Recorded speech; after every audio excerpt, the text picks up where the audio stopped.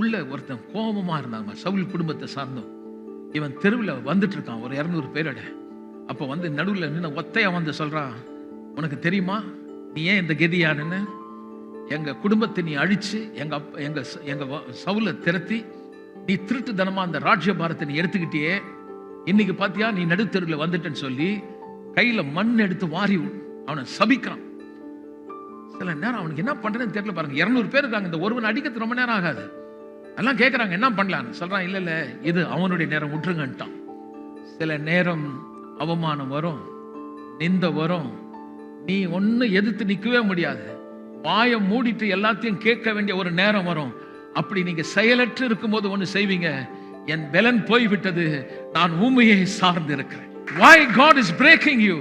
ஏன் கர்த்தர் நம்மளை உடைக்கிறார்? இந்த பிரச்சனை வரும்போது தேவனுடைய பிள்ளைகளை என்ன பண்றாருன்னா உடைக்கிறார். உடைச்சு செல்ஃப் பிரைடு, என் பெருமை, நான் பார்த்துருவேன், நான் சாதிச்சிருவேன் என்ற எண்ணெல்லாம் போய் ஒரு மனுஷன் வந்து நிக்கிறான் 200 பேரோட. இவன் ஒண்ணுமே செய்ய முடியல பாருங்க. அந்த இடத்துல பேசாம இருக்கான், வாய் மூடி நிக்கிறான். அப்படி ஒரு நேரம் வந்தது. ஆனா அவன் பொறுமையா இருந்தான். நல்லா கவனிங்க.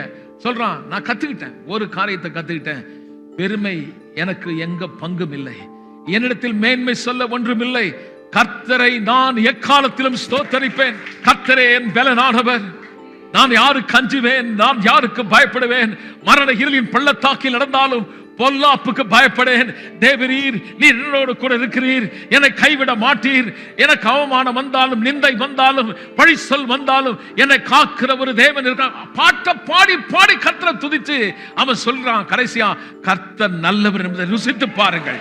people may reject you, people may accuse you, உங்களை தள்ளலாம், உங்களை குற்றப்படுத்தலாம், உங்களை அவமானப்படுத்தலாம், உன்னை அசிங்கப்படுத்தலாம். ஆனா உன் அசிங்கத்தை அலங்காரமாக்குகிற ஒரு தேவன். கேவலப்பட்டாயா, நிந்தையிலே விழுந்தாயா, அநேகர் உன்னை குற்றப்படுத்துகிறார்களா, உன் மனம் உன்னை பாதிக்கிறதா, நான் சொல்லுகிறேன், யார் மறந்தாலும் மறக்காத ஒருவர்.